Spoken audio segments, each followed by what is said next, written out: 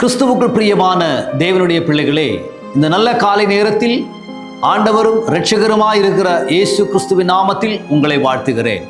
இன்று வேத பகுதியோடு உங்களோடு வரும்படி கர்த்தர் எனக்கு தந்திருக்கிற வேத வசனம் ஏசாயா தீர்க்கதரிசியின் புஸ்தகம் 40வது அதிகாரம் 11வது வசனம். மேய்ப்பனை போல தமது மந்தையை மேய்ப்பார், ஆட்டு குட்டிகளை தமது புயத்தினால் சேர்த்து தமது மடியிலே சுமந்து கரவலாடுகளை மெதுவாய் நடத்துவார். ஆம் தேவனுடைய பிள்ளைகளே, இங்கே ஒரு மந்தையை குறித்து நாம் வாசிக்க கேட்டோம். அவர் இப்படியாக சொல்லப்படுகிறது, அவர் மந்தையை மேய்ப்பார், ஆட்டுக்குட்டிகளை தன் மடியில் சுமப்பார். அதற்கு அடுத்து சொல்கிறது, கரவ ஆடுகளை அவர் மெதுவாய் நடத்தி செல்லுவார் என்று.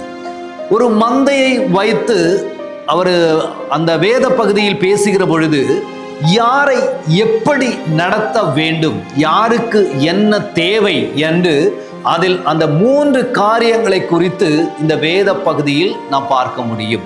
ஒன்று, ஒரு மந்தையை மேய்க்கிறவர், அதாவது அநேக ஆடுகள் இருக்கிறது போல அநேக ஆடுகள் மேய்ந்து கொண்டிருக்கிற அந்த ஆட்டிற்கு தேவை எதுவோ அதை அது சரியான நேரத்தில் கொடுக்கிறவர் என்று வேதத்தில் நாம் காண்க முடியும். இரண்டாவது, ஆட்டுக்குட்டிகளை மடியில் கிடத்துகிறவர். பாருங்க, செல்ல பிள்ளைகளை போல அந்த ஆட்டுக்குட்டிகளை அவர் மடியில் கிடத்துவாராம். மூன்றாவது, கறவை ஆடுகளை அவர் மெதுவாக நடத்துவாராம்.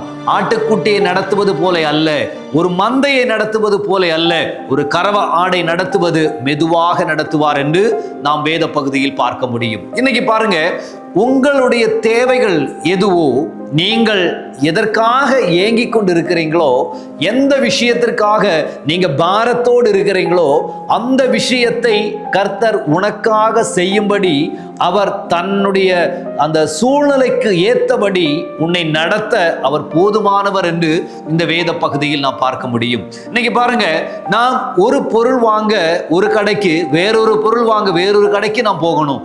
ஆனா இந்த இடத்துல நாம் வாசிக்கிறோம், ஒரே நபர் இருந்து கொண்டு உங்களுடைய தேவைகள் எல்லாம் எதுவோ அதாவது தேவைக்கு ஒத்தபடி உங்களை நடத்துகிறதற்கு அவர் போதுமாக இருக்கிறார். அதனால நீங்க எங்கேயும் தேடி ஓடி போக வேண்டாம். அவரிடத்துல உங்கள் பலவீனர்களுக்கு அவரிடத்துல மருந்துண்டு, உங்களுடைய மனது சம்பந்தப்பட்ட காரியங்களுக்கு அவரிடத்தில் உங்களுக்கு சமாதானம் உண்டு, உங்களுடைய எதிர்காலத்தை குறித்து அவரிடத்தில் லட்சியம் உண்டு. உங்கள் தேவைகள் எதுவோ அதை அப்படியே நடத்தி தர ஒரே ஒரு இடம் என் ஆண்டவராய் இருக்கிறவரிடத்தில் மட்டும்தான். இன்னைக்கு அவரிடத்துல நீங்க ஒப்பு கொடுத்துட்டு சொல்லுங்க, ஆண்டவரே, நீங்க யாரை எப்படி நடத்தணும் என்று திட்டம் வைத்து நடத்துகிறவராய் இருக்கிறபடியால் என்னுடைய சூழ்நிலையை நீங்க அறிந்திருக்கிறீங்க, என்னுடைய தேவையை நீங்க அறிந்திருக்கிறீங்க, என்னுடைய வியாதியை நீங்க அறிந்திருக்கிறீங்க.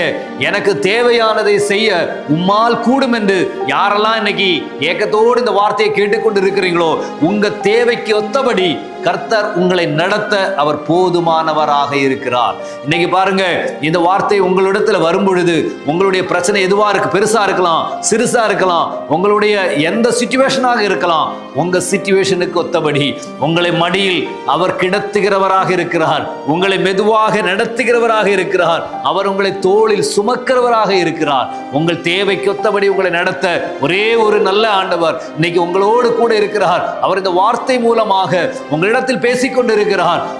அந்த தேவனிடத்தை நீங்க ஒப்பு கொடுப்பீங்களா? நான் உங்களுக்காக நான் ஜெபிக்கிறேன். எங்களை அதிகமாய் நேசிக்கிற எங்க நல்ல பிதாவே, ஆண்டவரே, உமது பிள்ளைகளுக்காக நான் ஜெபிக்கிறேன். ஒரு ஆட்டு மந்தையை போல ஆண்டவர், ஒரு ஆட்டுக்குட்டியை போல ஆண்டவரே, ஒரு கறவாய் ஆடை போல உமது பிள்ளைகளை நீ நடத்த நீர் போதுமாய் இருக்கிறீர் ஆண்டவரே. அவர் தேவைகளை நீ சந்திக்க நீர் போதுமானவராய் இருக்கிறீர் ஆண்டவரே. உமது பிள்ளைகளை நான் ஆசீர்வதிக்கிறேன். மனபாரத்தோடு இருக்கிறவங்க இருக்கலாம் ஆண்டவரே, ரொம்ப கசப்போடு இருக்கிறவங்க இருக்கலாம் ஆண்டவரே, வியாதியில் இருக்கிறவங்க இருக்கலாம். அவங்க பிரச்சனை எதுவோ அதற்கு முடிவாய் ஆண்டவரே உமது வல்லமை இறங்கும்படிக்காக நான் ஜெபிக்கிறேன். நீங்க அப்படி செய்வதற்காக நன்றி. இயேசுவின் நாமத்தில் எங்கள் பிதாவே, ஆமென், ஆமென்.